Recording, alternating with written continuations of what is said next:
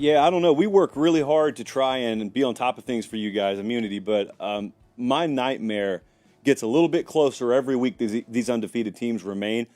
Then the tiebreaker scenarios are a nightmare for me because I got the attention span of a goldfish. So when they start to lay these things out, when Jesse starts to explain the bullet point by bullet point scenarios for what happens if Penn State and Oregon and Indiana are all undefeated at the end of the regular Big Ten season, I just tune out. And I could have to be the authority on it. I could have to speak on it. Ignore me. If it comes time for tiebreakers, do not watch that part of the show. It may be not the best strategy for me to explain that to you, but I will be listening to someone else explain it to me. We're jam-packed. We're high atop glorious downtown Nashville, Tennessee. It's Tuesday, October 29th, the year of our Lord 2024. We're a little bit early because we've been summoned to New York again. They loved the suit so much last week. We're going to try it again tomorrow night on Inside College Football, but that's tomorrow night.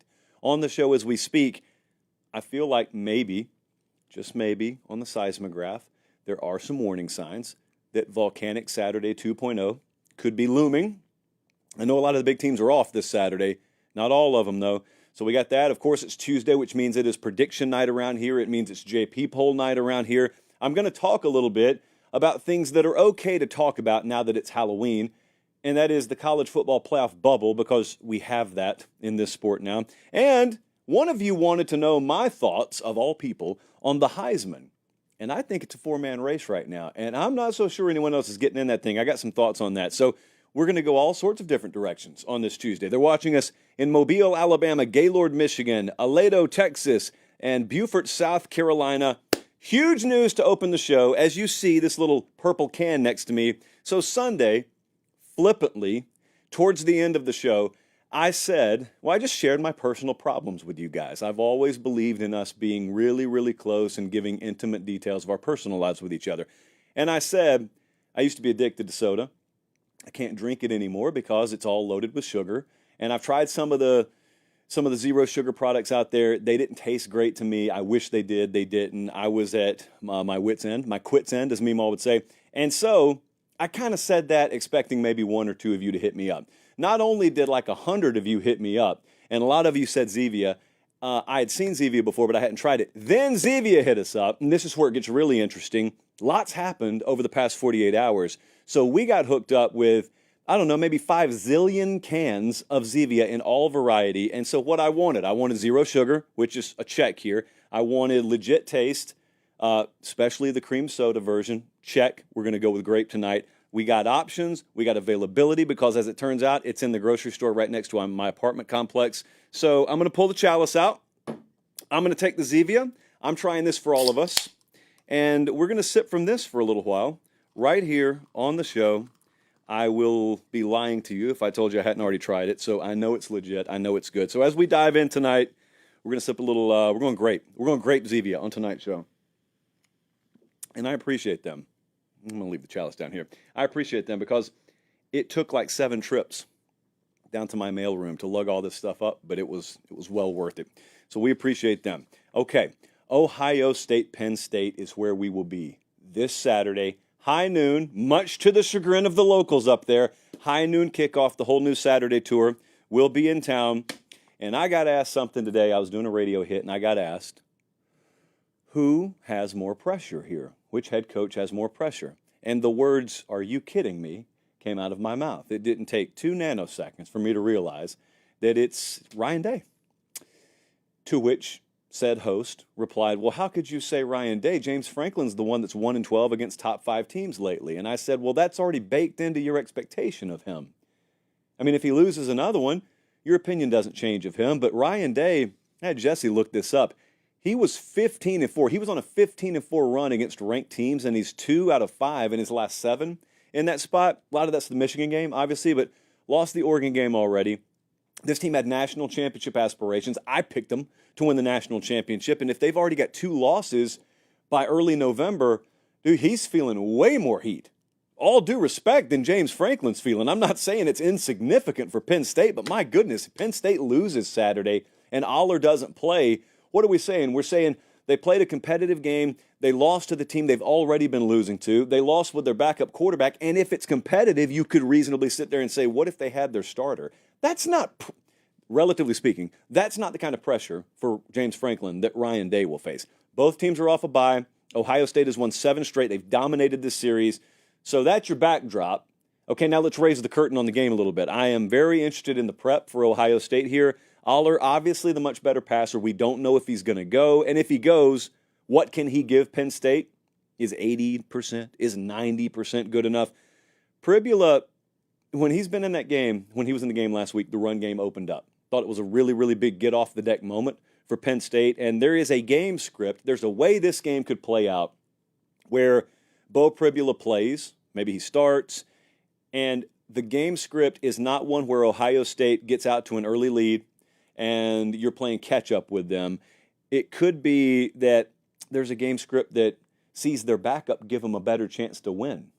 Not over the course of the season, but maybe over the course of an afternoon. And even last week, he comes in and they come from behind and win.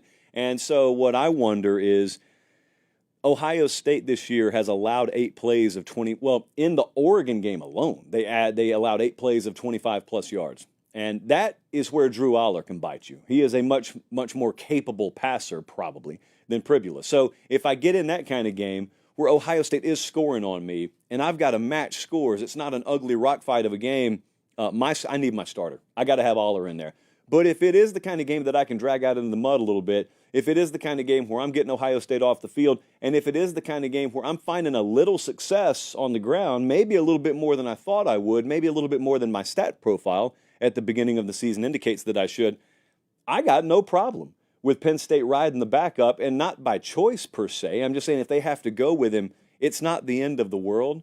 Trace McSorley light being thrown around up there? Not my words, my Penn Staters' words. So here's the thing about Ohio State. Their defense and their run game's got to step up. Just point blank. I don't really take too kindly to looking at the elite teams that can't run the ball. Georgia's one of them. Ohio State's one of them in the last game. Bama's been one of them. I don't take very kindly to them having all the advantage in the world, all the resource, all the recruiting edge in the world, and by midseason, us just saying, well, they can't run the ball. We'll figure out how to run the ball. And here's my reason why I treat you that way. You're Ohio State. You've got 2 studs in the backfield, and while your offensive line may be a relative weakness for you, it shouldn't be. So you got one of the highest paid staffs in the country. You've invested as much as any team has in your roster for this year. You got to figure out a way to run the ball. They didn't run well last week. Yeah, I watched it too. It's not always a copy and paste week over week in this sport. They didn't run well against Penn State last year. I don't need you to run for 9 yards per carry. I don't need 225 on the ground, but you got to get something. You got to get something on the ground. You remember a couple of years ago, last time they played this game in State College, actually, JT Tuimoloau took the game over. Ohio State won the game because defensively they had a guy take the game over. That kind of stuff should be on the table for you. Running the ball well enough should be on the table for you. And I'll tell you why those things matter, even if you don't take over the game, even if you don't run the ball anywhere better than 3.9, 4 yards per carry. That'd actually be an acceptable afternoon to me. But even if you don't do anything more than that, what you at least do is you keep game control somewhat neutralized or maybe even slightly in your favor, and it sets you up to flip the field, and that's important every week. But it's really important against Penn State because they are 123rd in starting field position in the country, and I wish we could say we discovered that stat on our own. I do. But it was Parker. It was our buddy over at Stats of War. Credit where it's due. It is a true stat, though. He does not give out fake stats, so it's a true stat. So this will come down to quarterback. I actually don't think it comes down to the Penn State quarterback situation. I think the Ohio State quarterback situation, Will Howard, namely, is what it comes down to because it is really about him finding matchups. I do not foresee some world, no matter what he said at the microphone last week and how personally he takes this game, in terms of real X's and O's football, I don't see a world where they just methodically move down the field all afternoon. That would be wonderful, and you could prove me wrong and do it. I don't think it's that kind of game for Ohio State. So what it could be, though, is kind of like last week when you broke a couple of big explosive plays because you've got incredible athletes all over the place, especially on the perimeter. That's what it could be. What it could be is quick pop pass, Jeremiah Smith makes someone miss, and 60 yards later he's in the end zone. You just do that a couple of times, or you just get down in the red zone, get down in plus territory a couple of times, enough to kick field goals. Some people say field goals don't win games. Touchdowns don't either. Points win games, and they do give you 3 for a field goal. So enough field goals will win a game, especially in what figures to be maybe a low-scoring game. I can see the explosive passes in an otherwise inconsistent offensive afternoon being the difference. And that's what I need from Will Howard. Protect the ball. You're vulnerable at the tackle position. You know that. I know that. We all know that. And so that's up to your coaching staff to put you in a plus situation enough. And that's up to your other guys to make plays for you. Let's take a look at what the model thinks, Colin. The FanDuel number right now, for the record, is Ohio State minus 3.5. Model thinks that there's a little bit too much love being given to Ohio State. The model has Ohio State by 1. Ohio State minus 1. Ohio State, the second they lost that Oregon game, I thought would come in here and win this. What I pictured is this team just lost to Oregon, really hard-fought game. They may have lost by 1 point to the best team in the country for all we know. And I thought to myself, they got another game on the road in a couple of weeks. They didn't handle this environment very well. Now, they were competitive, but the environment got to them a little bit. And I know you guys want this thing to kick off at night, and it's not. But this environment will probably affect Ohio State a little bit. And so I started thinking to myself, that's going to be tough. Everyone keeps talking about rematch with Ohio State and Oregon, but checking my watch, they still have to go to Penn State? Yeah, they sure do. And then I thought to myself, but they're going to find a way to win that game. Somehow, some way, they'll crawl over broken glass. They'll find a way to win that game. And I haven't gotten myself off that. Don't have a lot of confidence in it. But I haven't gotten myself off that default position. And I've also come to adopt the ideology that if Penn State's going to pull it off in these moments, I am going to be proven wrong by them winning it. Because I've backed them a few times in these spots, and they've let me down a little bit. I'm not bitter about it, but I have resolved after last year's fiasco where I picked them to beat Michigan. I said, you know what? I'll pick the other guy, and eventually Penn State will win one of these things, and maybe it's this weekend. But I'm going to be proven wrong by picking the other guy instead of continuously picking Penn State. So if that's the motivation, I got good news for James Franklin. I got good news for Penn State. I will take Ohio State to win, and I have no thought on the spread. I'll take them to cover, I guess. Could be one of those Ohio State wins and Penn State covers sorts of things. But there's a little added fuel because I'll be up there Friday and Saturday. Love those guys. Nothing personal. But I will take the other guy to win, Ohio State to win and cover. And you know what? If you end up winning, credit me for the little added layer of motivation there. Academy Sports and Outdoors will get you set up for all of your tailgating needs this weekend, all of your grilling needs, all of your outdoor camping needs, hunting needs, life needs, Big League Chew needs. Big League Chew, because I always credit them in the Academy read, sent me a package a little while ago. I didn't realize they sent me a thank you letter. I have a personalized thank you letter from Big League Chew, courtesy of Academy. So that's a big deal. That's early Christmas if you're from where I'm from. Academy Sports and Outdoors is our presenting partner on the show, and that means that you don't have to pay a dime, and I don't ever have to put us in uncomfortable positions asking people for money because Academy Sports and Outdoors brings the show to you free of charge. And the added benefit is, whether they do or don't, they got a whole lot of stuff that you need, including some stuff you don't know you need. Christmas is coming up. That entire holiday season is coming up. And I promise you, you will not be let down. From Birmingham to Dallas to Raleigh, you will not be let down. Walk in Academy, and if you can't get there in person because maybe you live in like Nova Scotia or somewhere, huge viewership in Nova Scotia. Halifax, just a hotbed of Pate State viewers.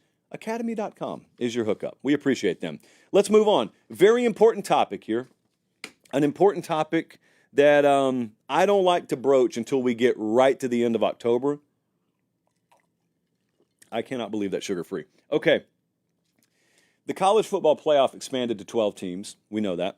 And that means we have a playoff bubble, just like they do in basketball. That means if we're going to have 12 teams make it, we have 20 or 25 teams that are alive this time of year. And one of them's Clemson. I want to talk about them to start tonight. The Clemson Tigers right now have the 7th best odds to make the playoff, courtesy of FanDuel. So the odds makers over there, they think there's a better chance than not that Clemson's in the playoff. And you wouldn't have thought that when you saw him get skull-drugged by Georgia in week 1. Now, the reason I mention that game is not to bring up bad memories. I mention that game because strength of schedule could be an issue here. It won't be an issue if they just win out. If they win out and they win the conference, they're good. There's another scenario where they win out and maybe they go to the conference title game and they lose. That one could be a problem for them. And here's why. That game against Georgia is the only game where they faced anyone in the top 30. Now, they got one coming up against Virginia Tech. Louisville is a top 30 team to me. JP poll is what we're going by here. I don't care what the AP says. So they got Louisville coming up. That is a top 30 opponent to me. Virginia Tech is. Pitt is not a top 30 to me, but it's a top 20 in the AP, so they will get credit for it. And South Carolina is. So Clemson is going boom, boom, boom, boom. They got a lot of good, solid competition coming up to where it may change that strength of schedule, but you don't know what those other teams are going to do. They could screw it up for you by losing to you and losing 2 other games. So Clemson, it's pretty cut and dry for them. They've got a really good path here. Win and you're in. Do they have the affordability to lose a game, especially if it's the conference title game against Miami? That depends a lot on how the rest of the country shakes out. What about LSU? Famously and egregiously, our friend Daniel Jeremetrius Cannell said the other day that LSU is eliminated. We have since discovered, based on things like logic and common sense, LSU is not eliminated. What was eliminated when A&M lost to, or when LSU lost to A&M, is the safety net was eliminated for LSU. So they really can't be losing again, or can they? Oh yeah, we're going to go down that road. So LSU has, by my estimation, 3 quality wins against top 30 teams. USC is one of those. Well, USC is a loss. They played a top 30 team there. They got 1 top 10 win, by the way, already. That Ole Miss win, to me, is a top 10 win. I'm going by JP poll. I don't care what the AP says, although AP has Ole Miss, or had them top 10 at the time. But I want you to listen to this. They got a bye week this week. They're about to close with Bama, Florida, Vandy, and Oklahoma. To me, those are 4 top 40 caliber opponents. You can argue, plus or minus 5, but for broad strokes purposes, let's just say in a power rating format especially, those are, I can promise you, top 40 teams. The only one that would be questionable is Vanderbilt, ironically. What if they go 9-3? Here's what's interesting to me. So not only is LSU not eliminated right now, there's a world to me where if they beat Bama and they lose to like Florida, and then they beat Vandy, they beat Oklahoma, their 3 losses are USC, A&M, and Florida. All 3 of those games were away from home. You'd say 9-3, no way, man, because it's just accepted now out there in the old college football zeitgeist, if you will. You know how rarely I use that word, that no 9-3 team is going to make it. Well, as Meemaw used to always tell me, not all 9-3 teams were created equal. There's a world where LSU could be 9-3 and have played 6 teams in the top 40 and may have wins over a lot of them. Conversely, Clemson could sit there with no wins over top 40 competition. And they could be compared resume-wise. And so it gets really weird. You could have like an 11-1 Clemson there. Well, I guess they couldn't go 11-1. They'd have to win the conference. But my point remains, we're going to get in a situation where the you are what your record says you are crowd seeps in late. They're always a late arriving crowd this time of year. And they're going to look, and if it's 9-3 versus 10-2, it's one thing. But a 9-3 versus an 11-1, no way. No way. Well, there is a way. It's called strength of record and strength of schedule. Indiana, here's another perfect example on the other side of that coin. Indiana's 8-0 right now. They got the 12th best odds to make the playoff. The depth of the Big Ten is not good past the surface right now. So you may think to yourself, okay, 8-0. I mean, they could probably even afford to lose to Ohio State. But if they're 11-1 in the Big Ten, they're going to go to the playoff, right? I'm not sure they are. I'm not sure they are at all because their best wins are outside the top 35 right now. And there's only one top 40 team left on their schedule, and that's Ohio State. And if they lose that one, which most assume they will, but it's not a foregone conclusion, then, friends, What's that resume? It's the Big Ten sticker. That's what the resume is. Because the actual strength of record would not be there. Strength of schedule would not be there. They lose to Ohio State. They're 11-1. I know it is tough to hear, but they may be on the outside looking in there, which is just wild. But it's the way their schedule shook out, and Michigan has not held up their end of the bargain. And Nebraska, we'll see. Washington, we'll see. Michigan State, we'll see. And also, they have to win the games. Let's not get ahead of ourselves there. Kansas State, very interesting case study in the Big 12 right now. Can the Big 12 get 2 teams in? We all know if you just go win your conference, you'll be in. But right now, Kansas State, they've got that loss to Brigham Young. It's ugly, too. It's 38-9, I think. So they've got that loss. There is one path where I would feel good about the Big 12 maybe getting a couple of teams in, and that's just if Iowa State and Brigham Young continue on this collision course undefeated, they both are undefeated when they face off in Dallas, competitive game, the winner goes, maybe the loser goes as well. All right, that's one. It's unlikely, but it could happen. Number 2, let's say Kansas State continues to win, and in the middle of that, they get a win at Iowa State the last week of the season, and then they go to Dallas, and they beat an undefeated Brigham Young. Maybe both of them go at that point. Their 2 ranked wins don't have a lot of juice. I mean, Arizona was ranked when Kansas State beat them. That one doesn't have a lot of juice. Oklahoma State, that one doesn't have a lot of juice. I think Colorado's by far their best win. I know it doesn't look like that, but I think the game at Colorado was their best win. So, Kansas State, I still think there's a world where the Big 12 can get 2 in. Some crazy stuff can happen here. But the other thing is we just kind of watch this unfold. I know a lot of you don't want to hear it. The SEC could get an uncomfortable amount of teams in this tournament. And I'll just sit here and shrug because I didn't, well, you know what? I'll bite my tongue. We'll see how it happens in November. But just prepare yourself for a world where the argument is, should the SEC get 5 in or could they get 6 in?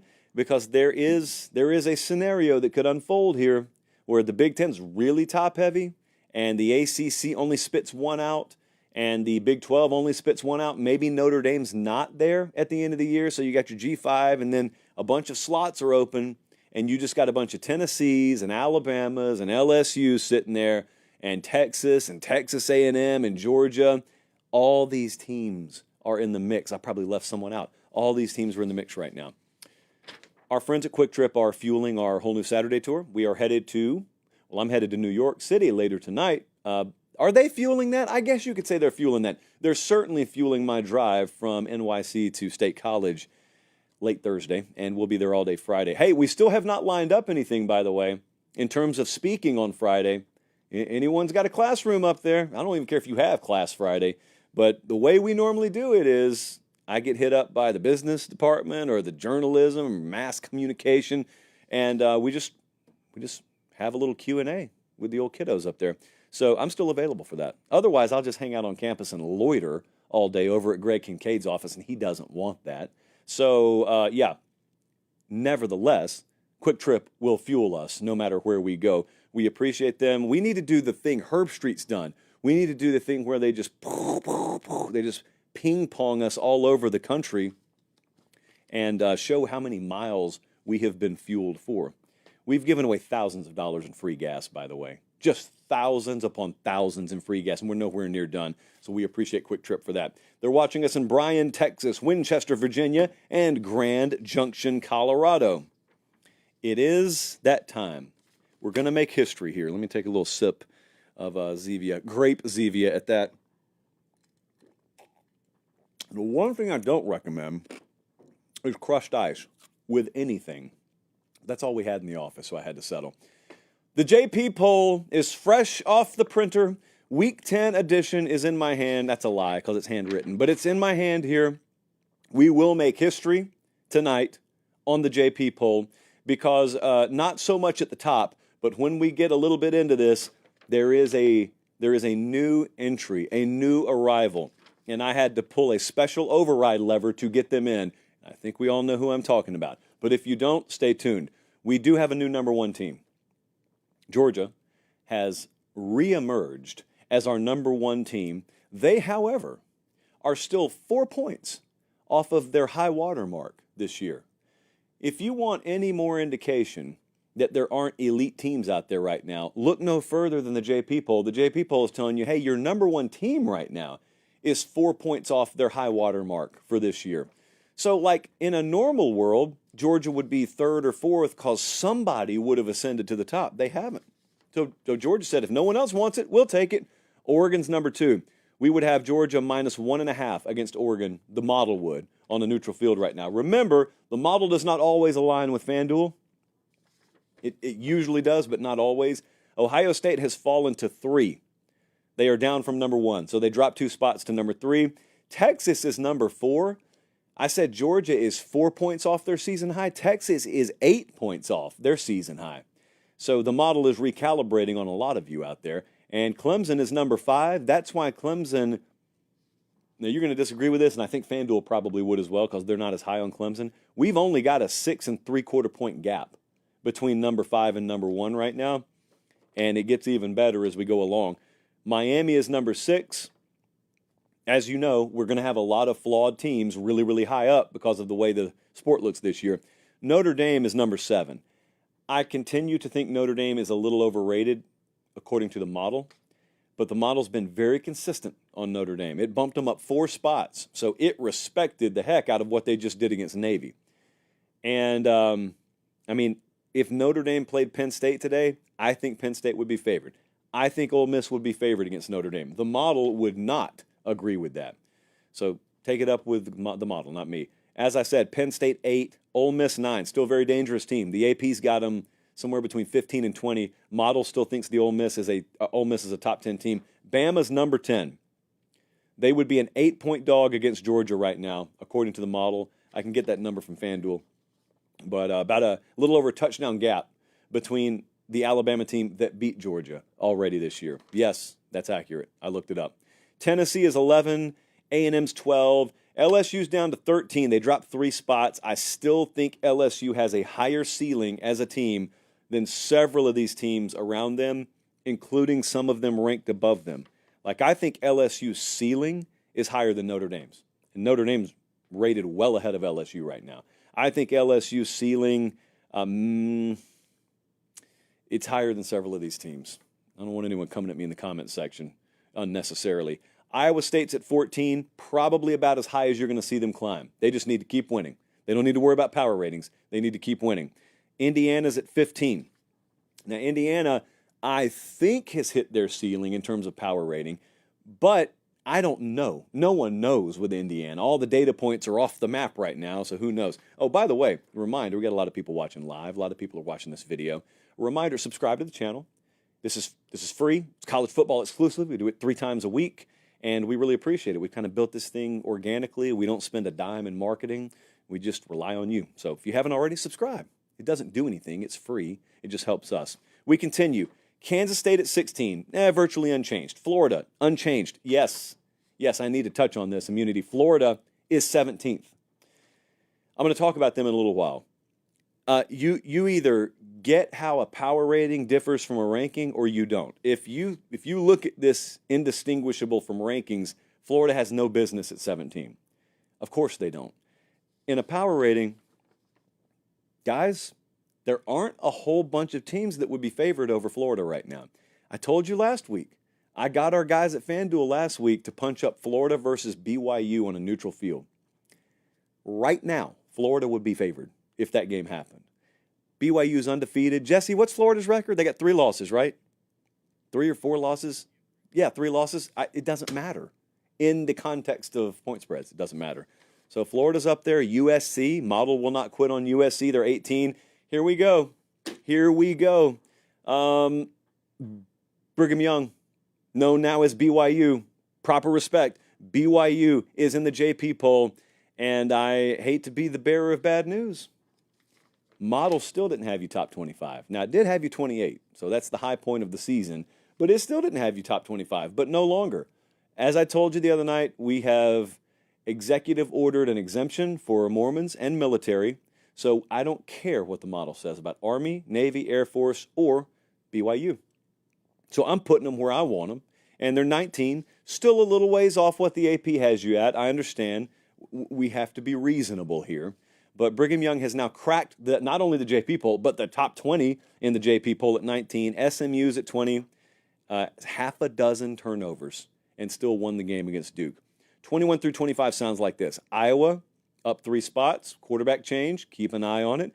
Boise, Virginia Tech, Colorado is also in the JP poll for the first time since Dion has been there, or the first time, I don't know, since I ate solid food, it feels like. It's been a long time. And Arkansas is still there. Arkansas is still a really solid team right now, still sitting at 25. So some notes here. Missouri is the AP polls number 25 this year. We got Missouri around 41, not even close. We have got a 17.6 point gap between number 1 and 25 right now. About 17.5 points separate Georgia and Arkansas. There is a 10-point gap between number 10 and 25. 10 points between, where's number 10? Between Bama and Arkansas. So we have accordion type movement in this. The accordion expands and contracts, expands and contracts. Right now, this field is pretty contracted. I mean, that is really, really tightly packed together. You guys know, historically, especially recently, there's been a much bigger gap than that in the number 1 to even to number 10 range, much less 1 to 25. All right, let's continue to predict some games. And welcome everyone who is watching live. I know we started earlier today. Still got a nice solid number in the live chat. Georgia plays Florida this Saturday. You know, this is supposed to be one of the biggest rivalries in the sport, but Georgia keeps winning too frequently, so not many people have been labeling it as such. But the right way to look at this game is not the way that a lot of people are going to look at this game. A lot of people are going to look at it as Georgia's a powerhouse, which they are, so you're right about that part, and Florida's terrible. Florida's not terrible. Florida is not Georgia, but Florida over the past 3 or 4 weeks has not been terrible, and Florida's got 3 losses, and those losses are to Miami, A&M, and Tennessee. Those are top 15 teams in my power ratings. So it's not great, but they're also not terrible. So it's a quality team with DJ Lagway, who could be rapidly ascending, and you're coming off a bye, but they're coming off a bye too. Now, not a lot of people expect this to be competitive because Georgia's won 3 straight by 20+. So it hasn't been competitive. What has been doesn't always have to be. But we're going to have to find a path here. A lot of times with these big point spread games, what I like to do is say, how could the upset happen? So for me to figure that out, I got to know how much pressure DJ Lagway is going to be under. Does Georgia think they need to bring a lot of pressure? Can they get pressure without really even trying to bring it? I mean, Kirby, when he faces these kinds of quarterbacks, a lot of that focus is not so much in let's get up the field, let's get after the quarterback. It's a lot of mush rush, let's contain, let's keep him in the pocket. And if he's going to beat us, let's make it happen, not with his legs. And we've seen him do that for years and years and years. If Lagway gets clean looks, his legs plus some good downfield options, that could be a big difference maker here. Georgia has a top 15 pressure rate defensively.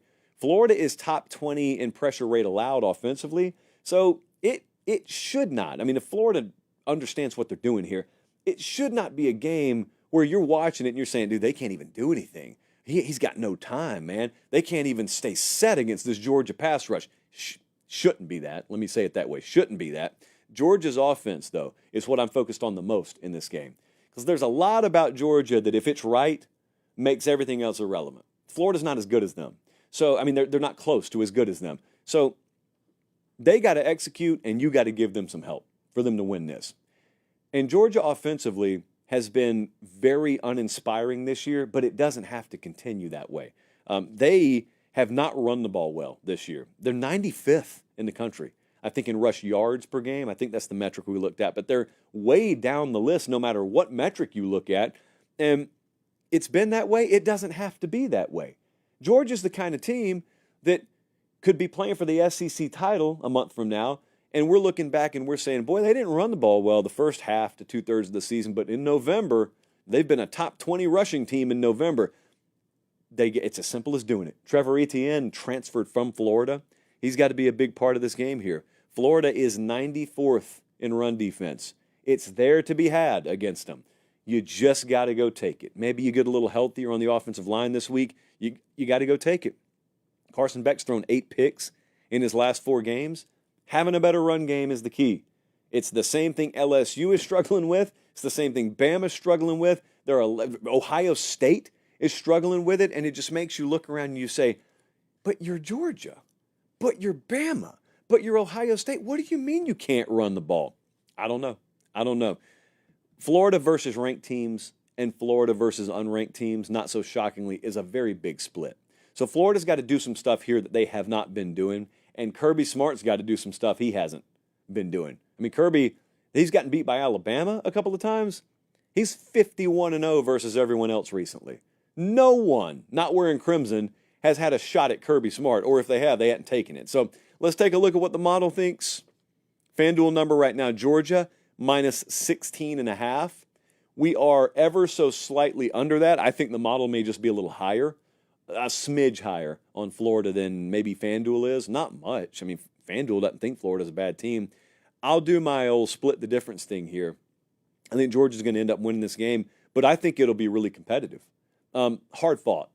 Competitive on the scoreboard. If you win by 14 at the end of the day, does it look that way? Not necessarily. I will take Georgia to win. I will slightly lean Florida to cover. It's a no bet for me. This is the game I got food poisoning at last week, or last year, by the way. Do we remember that? A lot of new viewers to the show. Guys, it was bad. It was bad. I have missed, Colin, you can check me on this. I think I've missed 2 shows in my entire time here. They came back to back.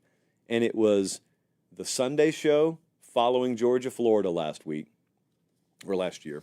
And it was also the Tuesday after that because I didn't have my voice. I ripped my vocal cords. And the answer to the question you're asking me right now, Jesse, is yes. Oh, it was bad. It was so bad. So I don't know what it was. I don't want to cast aspersions on any restaurant in particular. I never drink alcohol, so it was not because I got wasted down there. I didn't drink a drop of alcohol. Something got consumed, and the investigation continues. When I find out, you guys down in Jacksonville will be the first to know because I don't want that to happen to my worst enemy.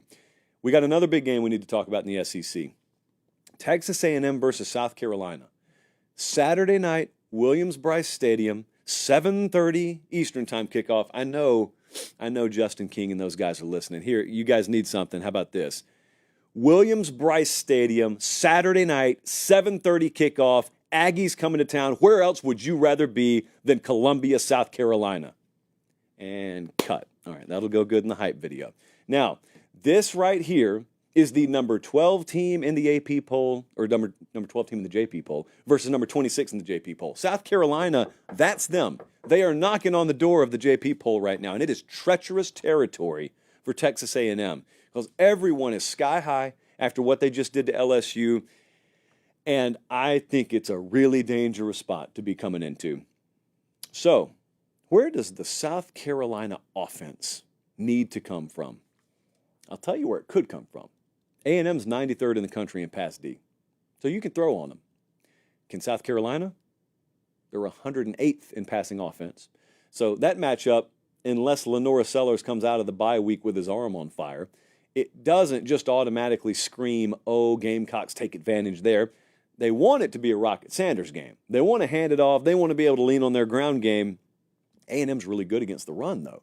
So this has all the ingredients of a low-scoring game. South Carolina, I don't think can get into obvious passing spots here. Or if they do, man, Sellers has really got to be able to move and stay upright and keep his eyes downfield and stay off the ground, stay clean. They are second worst in the country in sacks allowed right now. A&M will get to you, like A&M can get to you. They've done it all year. The good news is I'm not sure A&M can pull away offensively in this game. So you go 3 and out a couple of times, that's okay. It's not like you're playing Oregon, okay? They're not just bombing away on you and forcing you to score and keep up. I think they have to keep both these quarterbacks active. So the big question around A&M right now is this Marcel Reed's team? Or will Connor Wigman start again? Well, it seems to me that your best moments this year have been from having a guy on the field the other team didn't prepare very well for. I'm thinking of the Missouri game. I'm thinking of the LSU game most recently.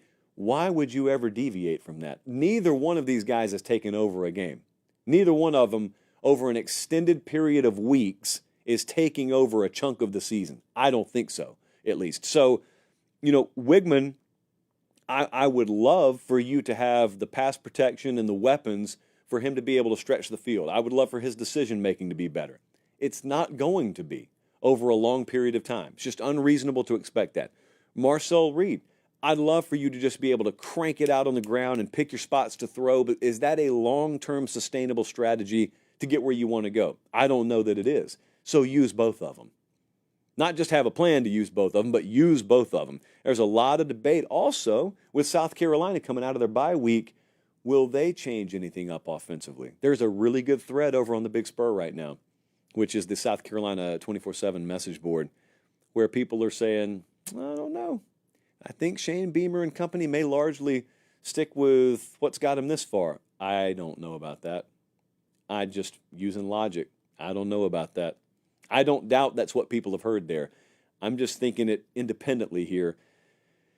You got to have something new. Like, you got to come out of the gun here with some new wrinkles, do you not? I mean, you've got a green quarterback coming into, well, you got Marcel Reed being a green quarterback coming into Williams-Brice Stadium, and you got an opportunity to really pop your biggest win of the season here, and your defense is playing lights out. Your special teams is really good. How about play that full complementary style? The 3 phases approach. Let's take a look at what the model thinks. And FanDuel right now has South Carolina minus, well, A&M's -2 at South Carolina, or at FanDuel. We do not have that. The model has the wrong team favored. Model has South Carolina -2. And I've got to tell you, I wrestled back and forth with this one because I'm really high on A&M right now. And I did my whole thing the other night about how I think Mike Elko's the right guy for the job. And I made sure to tell you I'm going to think that even if they lose Saturday, because I think they're going to lose this weekend. I think South Carolina, very narrowly, is going to find a way to have enough momentum out of the bye to take this game. This is as good as Kyle Field was last week. I just picture all my South Carolina folks sitting over there saying, wow, they are affecting this game against LSU. Guess who we play this next weekend? Might we turn the tables? Might we flip the script a little bit? Might Williams-Brice Stadium be the MVP this Saturday night? It's a big spot. They played LSU, but they played them early in the day. They got them in prime time here. This is going to be really, really good, really fun to watch. I think South Carolina will get the biggest win of their season. I think they'll find a way narrowly to win the game outright. Now, another game, a game that I am struggling mightily with. Let me take a little sip here. Good thing about the crushed ice is it melts quicker. So, problem solved there. Oregon plays Michigan this Saturday. Looked like a huge game in the preseason. Now, not a lot of people are focused on it. It's the 3:30 Eastern Time CBS game. Externals just have to be in play here. If you're asking the same thing I am, which is how does Michigan hang in this game, the answer is the external factors have to play a huge role. I mean, Oregon, we've tracked this a lot. Over the past 4 weeks, Oregon's traveled about 6,900 miles. Michigan's traveled 682. I know some of you who have never traveled a whole lot say, well, they're on a plane. Who cares? I care. It matters. It matters. And we see it quantifiably every single season. We see it. So it matters. Maybe the travel gets to Oregon. I hesitate to say that because it didn't in the Purdue game. But yeah, if Michigan's going to pull this off, maybe that matters. Oregon is in a triple do-down spot here. If you ever follow just simple gambling logic, the more weeks in a row that you overachieve relative to the spread, then the statistically more likely you are to fall down a rung or two, and it compounds every week that you overachieve. And look at Oregon. Look what they did against Ohio State, and then again on the road against Purdue, and then again last week against Illinois. Might this be the spot where they just bring their C-plus game? I have no reason to think that, but if Michigan's going to pull this off, that's what has to happen. Michigan is 86th in pass defense right now, which is wild, but it is. It is the way it is. I don't think there's a DB room in the Big Ten that can match Oregon. If Ohio State couldn't, I don't think Michigan's going to. And so you got to hope. You got to hope that you really get pressure on the interior. You got to hope you just throw the crowbar in the bicycle spokes from a rhythm standpoint and a timing standpoint. Just collapse that pocket, and maybe that's how you do it. It's probably not going to be your DBs just hold up against them. They got to do it for 4 quarters, too. So that's something to know. I think in general, we'll know really early in this game. In all 3 of Michigan's losses, they've trailed by double digits in the second quarter. So it hasn't been a game where it's competitive and then it gets away from them late. They trailed Texas 24-3 second quarter. Trailed Washington 14-zip second quarter. Trailed Illinois 13-zip second quarter. So, get off the field on third down. Well, that's how you solve that problem. But it is much, much more difficult to do in practice than it is in theory. Oregon's offense is 7th in the country on third down. Michigan defense is 91st. I'm very concerned for Michigan here. They're going back to Davis Warren at quarterback. Okay.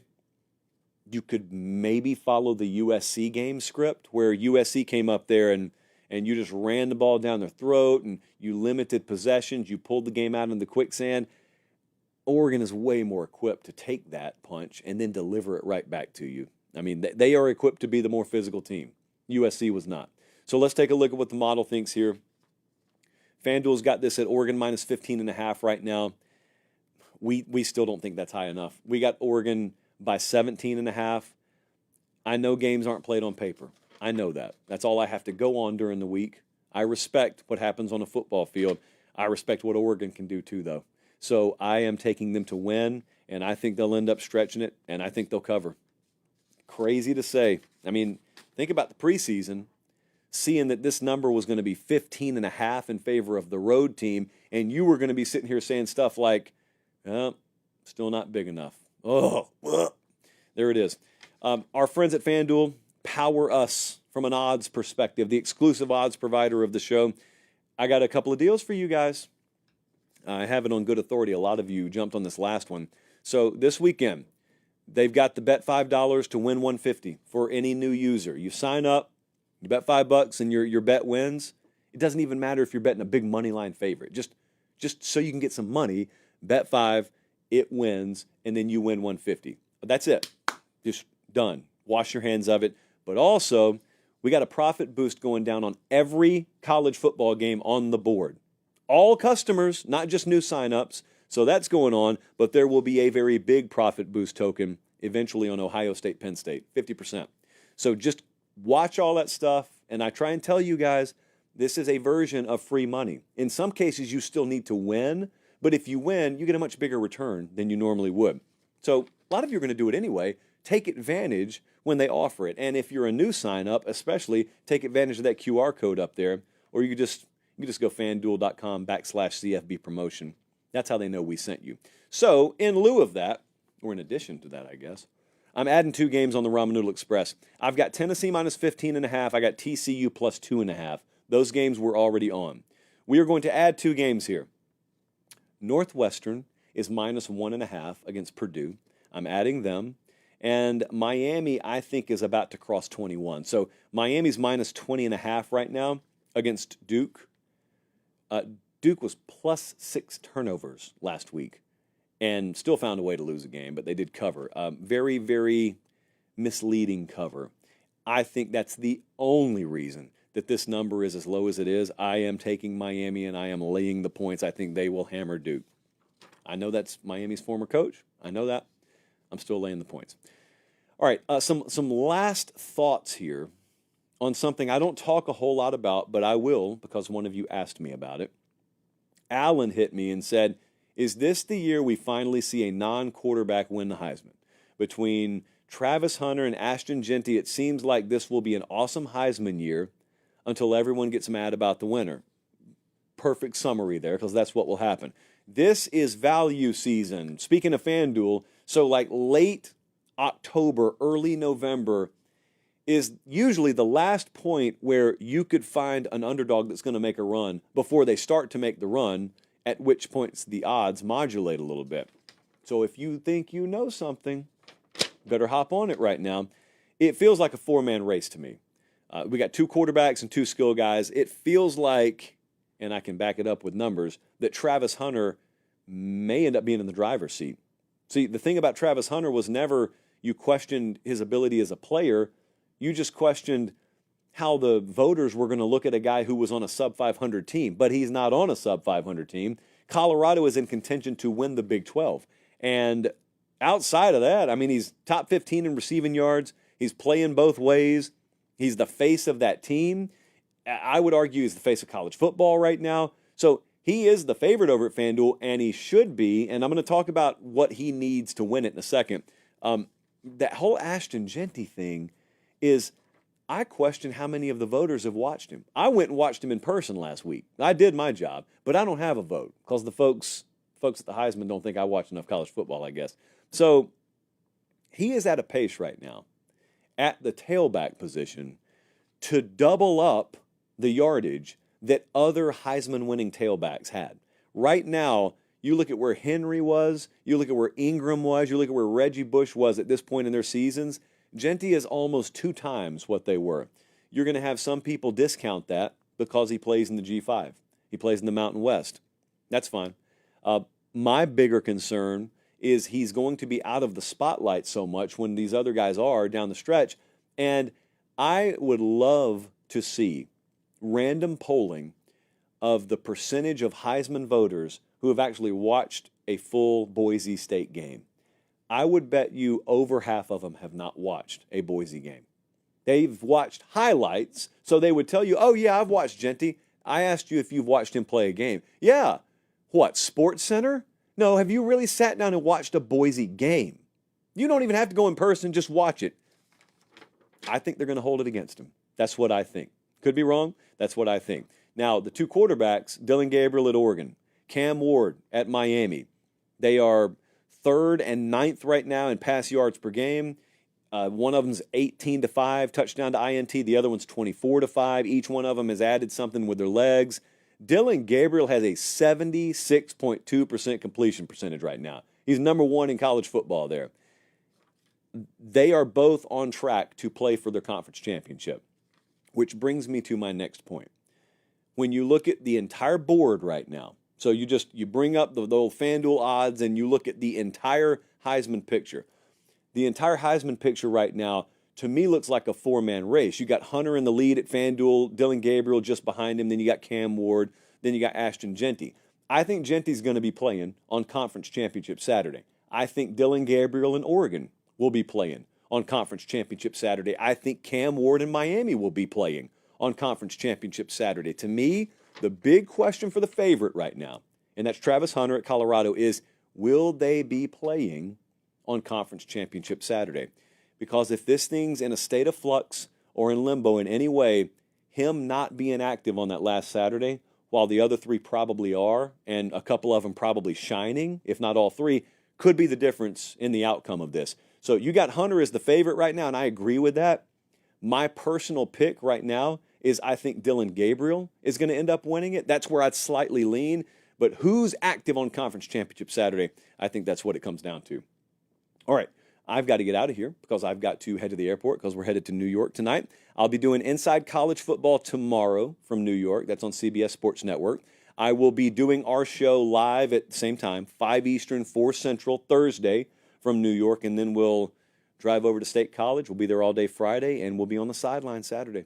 Ohio State, Penn State. So we got a lot still to do this week, but that's our schedule. That's where I'll be. And make sure you're following, especially on Instagram, at LateKickJosh. Going to have a lot of behind the scenes for you this week. Until Thursday, for producer Jesse, for Director Colin, all of them, everybody included. I'm Josh Pate. Take care, and God bless.